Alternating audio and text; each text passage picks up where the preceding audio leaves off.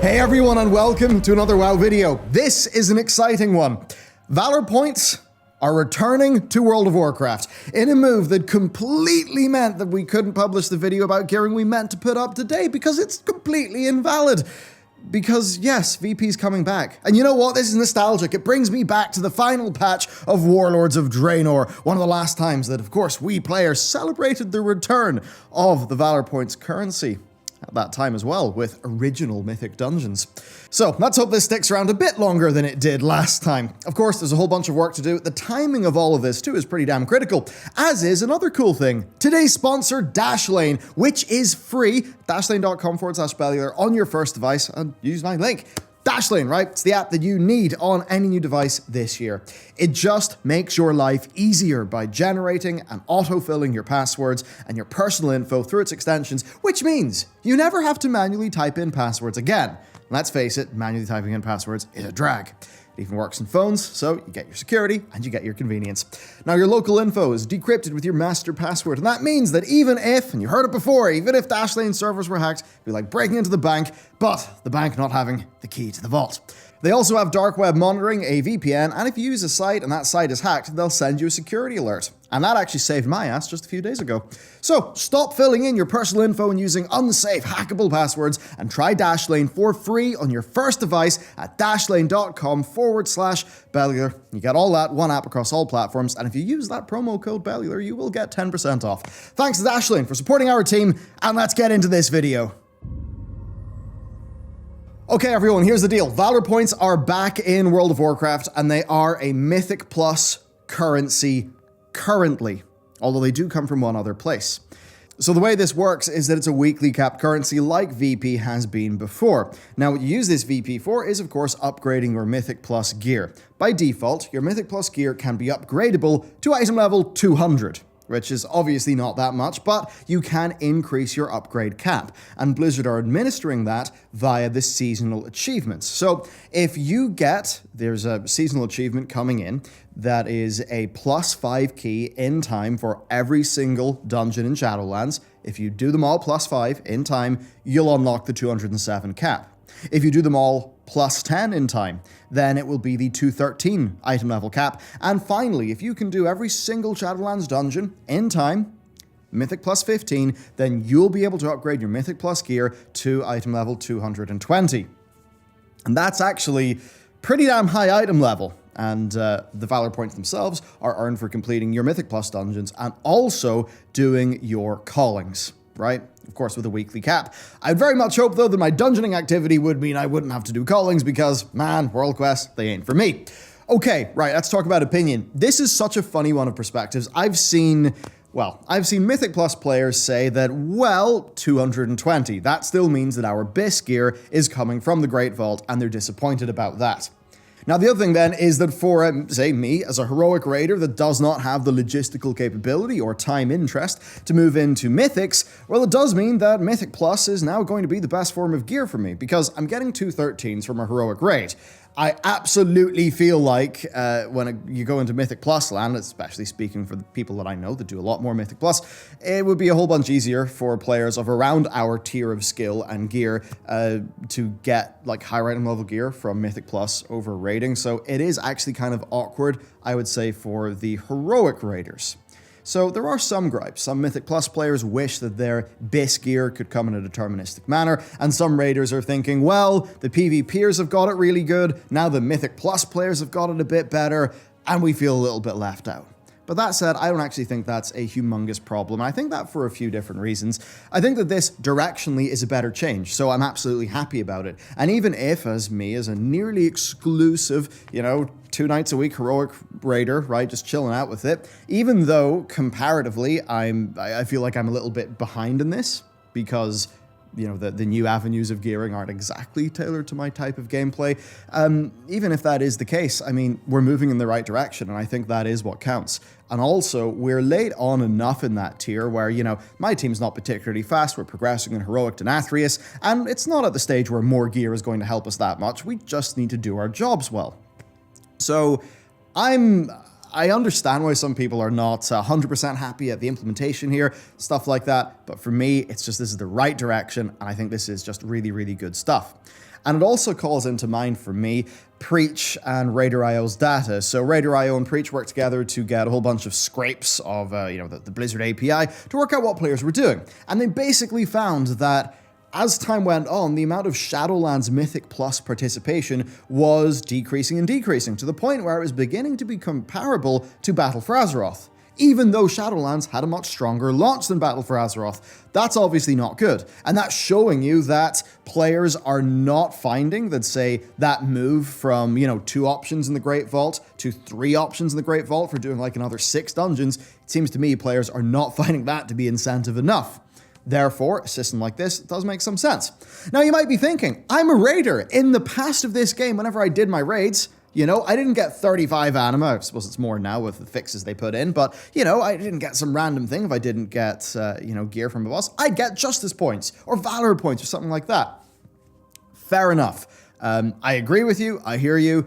Ian has actually spoken to that point in a reply on Twitter, where he said that the fixed nature of the loot tables would make a mid-tier fix hard, but he said that it is something that they are actually working on. So I'm going to say that that is pretty good news, and it will come into effect, I would imagine, with the next raid tier. I'm having a happy enough time at the raid tier right now, so fair enough. It would be nice if the raid fixes came now, but as I said, directionally, we're moving in the right way. Sure, things might be a bit awkward, but I think this is good stuff. Then I suppose it's worth talking about what this could actually mean for playing the game. And I would certainly say to me that it would make Mythic Plus it would make it something that I'd be more interested to do. And there's a few different reasons for that. Number one, like with the PvP stuff, it's these systems giving me a clear framework for success, where I know my time is going to be something that I put in, and I get roughly what I would expect out of that. That is generally something that has been a massive issue in World of Warcraft, especially in the past, the Titan Forging and all of that stuff, and that drove me away from a lot of content. So now that I know that, once you actually get a bit of gear in Mythic Plus, even if it's not at the highest key, or, the highest item level or whatever, I know that bit of gear, I wouldn't just look at it and think, oh, that's completely unvaluable and useless. I would think, oh, cool. It's not that, maybe I got it from a +6. It's not the highest item level ever, but I can take this and I can upgrade it over time. And to me, that makes that drop actually a lot more valuable, and something I'd be interested in upgrading. So I actually suspect this could drive a hell of a lot of gameplay for people like me. I'd love to see what it's like for you. Yeah. Look, we need to see what the balancing is of all of this, right? Because we do not know the numbers. We don't know how grindy this is going to be or anything like that. I would imagine that upgrades would be decently expensive because the Great Vault does exist, but we'll just have to wait and see for the patch 9.0.5 PTR. So that's basically us. We've got a pretty damn good PvP gearing system. We've got a Mythic Plus one that's getting a good bit better, and we've got fixes on the way for raiding. I'm going to say that's a victory for us, and I'm also going to say it is kind of funny that generally, whenever the modern WoW team looks to how they solved problems in the past and just does that, it actually works and is received pretty well by players. Currencies ain't all bad. Okay, there is more to cover though. The topic of game balance sure has been something, and if you watched that video I mentioned, with Preach and Raider.io, where they really did find that at just about all levels of gameplay, everyone would just tunnel to the best Covenant anyway. Well, we've seen some changes there. Now, we would fall asleep if I went through every single thing in the first tuning pass of this PTR, but to basically give you the rundown of this, in the past with the hot fixes, they were making small conservative changes because they didn't want to upend things, because that would ruin people's time investments. But now, it's patch 9.0.5. It's a bit more of an opportunity. It's going to be a mid-season patch, so a lot of the important progression and competitive stuff has already happened.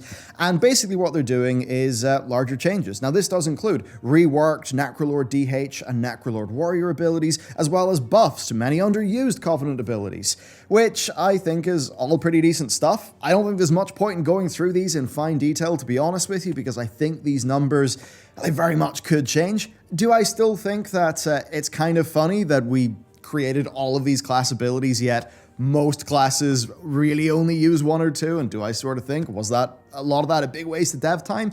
Yes, but at least they're making the situation a little bit better. I guess for the players for whom, they really wanted to be that Necrolord Warrior or whatever, and now they maybe feel like that's something they can do. That said, there is a little bit of drama over the specific design of the Necrolord Warrior thing because it's buff-based, but we'll see. I mean, if that's not a successful design, probably won't even make it through PTR anyway. So overall then, what is the point of this patch? Well, I think it's obvious. It's to fix up immediate problems. And this is something that they've also chosen to get out before BlizzCon. And that means that when BlizzCon 9 comes on, they're going to be able to focus and patch 9.1, 9.2, maybe some other stuff, and they won't need to spend a whole bunch of time explaining Valor points and stuff like that. I think this maybe shows it's a reactionary change. Now, I would imagine they knew they were making big changes and were probably standing by with some, some fixes like this, right? I think they probably knew they would be changing some things with gearing. It's nice to see that rather than hold it back for a larger 9.1-like content patch, so they're actually willing to put it in mid-tier, though. Mid-tier changes can be a little bit dramatic, but I still think it's a good move because there's a lot of Mythic Plus players, and they want these changes pretty much pronto. So, yeah, this clears us up for BlizzCon, basically. I think that's pretty good news. Now, what are we going to get at BlizzCon? What are we going to get in the future? What is a path forward for gearing? That's an interesting one to me. You know, whenever tier sets come back, the team in an interview in the past basically said that they were going to bring tier sets back, but it was very much hinted in a new way, right? So I have to wonder if we're bringing Valor points back, are we going to bring tier sets back in a new way? And maybe that's something where you could also mix that in with your raiding progression, because I really do think that raids and Mythic Plus should probably both share Valor points as a currency. But I suppose that actually takes us on to a decently philosophical issue, which is, are there 3 main paths of endgame progression or 2, right? Is it PvE, PvP, or is it raiding, Mythic Plus, and PvP? I think for a lot of people, there's a lot in that question, right? Because it means, as a Mythic Plus player, should you be expected to dabble in some raiding to get more gear? As a raider, should you be expected to dabble in Mythic Plus? How do we tie those systems together, right? Because if VP is shared between both of them, then, at least a raider could do their raids that get VP, vice versa for the Mythic Plus players. So an interesting thing, and we'll basically just have to see what happens, in the future with BlizzCon. Now, to finish off some more immediate points in this, it is interesting thinking about topics like, say, catch-up gear and achieving BIS, right?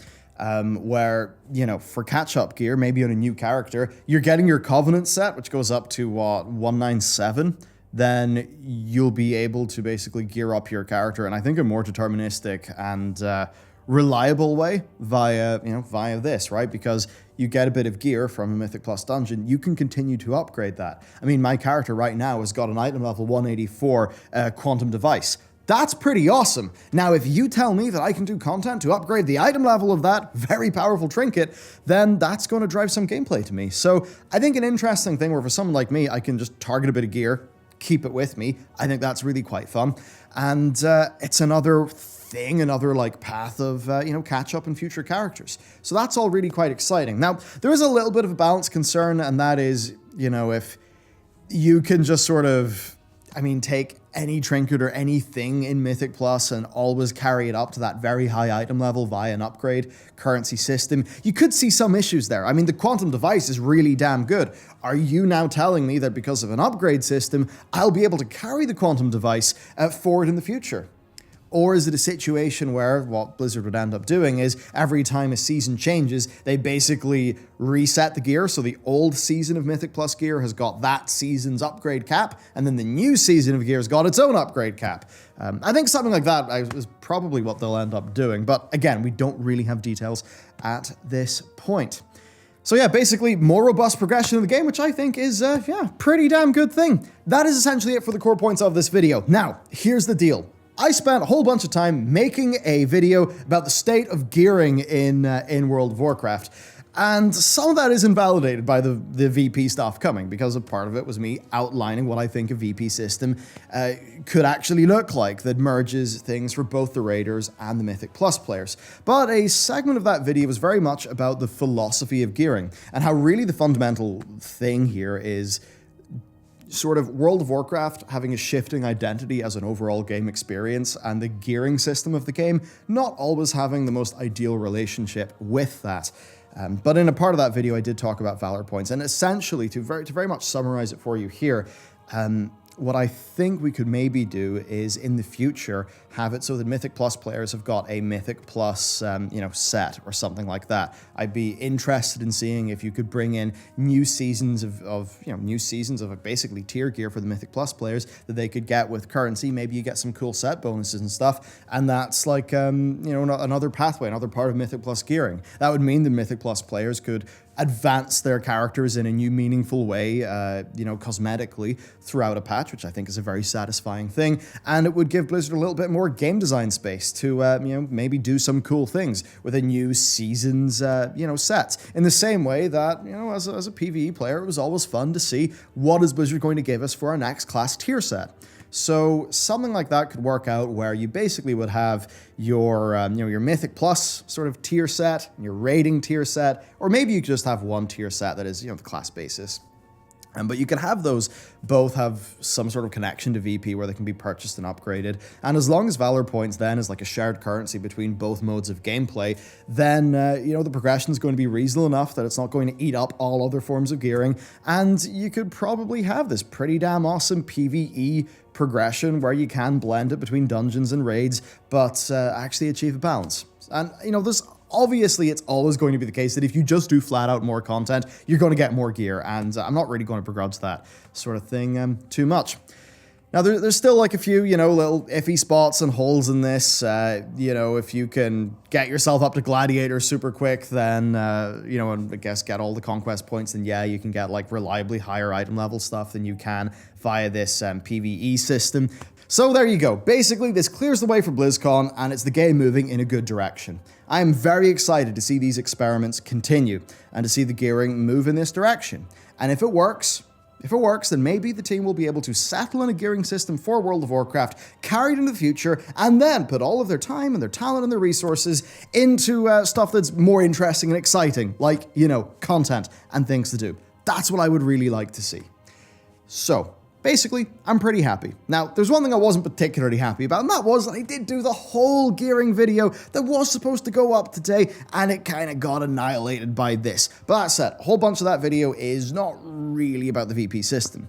So if you're interested in having a discussion about basically how gearing and the identity of World of Warcraft are extremely interlinked and are shifting and changing, and how the issues that people experience with the game are when sort of those two things are not particularly in sync, we got a big section in that video, as well as me basically outlining what I think is a template for VP working. As a quick TLDR, basically you merge VP across rating and M+, and then you can have a whole bunch of fun with tier sets. And tier sets are something we do know will be coming back in the future. So I'm going to leave you now. We're going to play that stuff, though, because, it's I think, actually even more interesting now that all of this has happened. So stay tuned for that. Of course, Dashlane, today's sponsor. Big upgrade to your internet experience. Legit, I use them every day. We use them for the team because, we got 8 people, right? Even more in the game studio. We need to manage all of our passwords or else it'll be chaos. Dashlane, pretty awesome professionally and, personally as well. Saves my ass a bunch. So big thanks to them. And with that said, let's have a nice old chat about the philosophies of gearing World of Warcraft, and I'll catch you in the next one. We've got to get the fundamentals right, and a large part of this is a story of old versus new. In times of old, stuff was just slower. Progressing a raid, progressing dungeons, your character, it just took longer than it does now. There were far fewer difficulty levels, that meant there was far less item level bloat. Beyond attunements, progression was a pretty classic role-playing game style slow burn. Realizing, though, that loot RNG from bosses could frustrate players, and probably attempting to get a bit more game time from people, Blizzard decided to add in badges of justice in the Burning Crusade. And that was great. You kill a boss, you don't get loot, at least you got some badges of justice, and you can use those at a vendor to get something you probably want. And in the era of TBC and Wrath of the Lich King, that is how it was. And indeed, that's a time where many of us got into World of Warcraft for the first time. It was pretty classic game progression. A slow burn where your gear drops were augmented with stuff you could buy with some sort of currency. But then, the Diabloification happened. Destiny happened. Loot shooters rose into prominence. And in those games, developers tend to make a smaller amount of content and then have that content be highly replayable through systems and then loot systems that just scale to the moon. The new era of modern live service games arrived, and World of Warcraft entered that fray with Legion. And Legion was anything but a slow burn. It was an absolute cocaine festival, as compared to, say, TBC, Wrath, or Vanilla. And much like the weekly tasks of Destiny 1 and 2, games which Blizzard were majorly inspired by, based on developer tweets and the Zurios NPC, who is a reference found in Dalaran, Legion was all about doing your weekly stuff for the big rewards and then endlessly replaying content trying to get those better drops. This was a new era of the game, not designed around getting your pre-raid bis and then your raid bis, but one designed around things like Titan forging and replaying content. Now, much like how a Destiny player is doing their weekly bounties and trying to grind out the gear, World of Warcraft was doing similar in Mythic Plus. We could all see the inspirations from the Diablos and stuff. The design of endgame World of Warcraft changed at this point. WoW turned from its classic RPG roots, and then it went towards the design of a modern loot-driven game. And this is the key, both in terms of the loot systems itself, but also the progression and content design of the game. And we all know this was controversial. Titan forging was so controversial that the removal of it was met with tremendous applause. Now, have you noticed the problem here? In Legion and BFA, World of Warcraft shifted the gear design and the content design towards that of a modern loot game. Shadowlands shifted the gear design back to being a little bit more classic RPG, but the core point here is that it kept the modern loot game content design. And you know what that's a recipe for? Problems.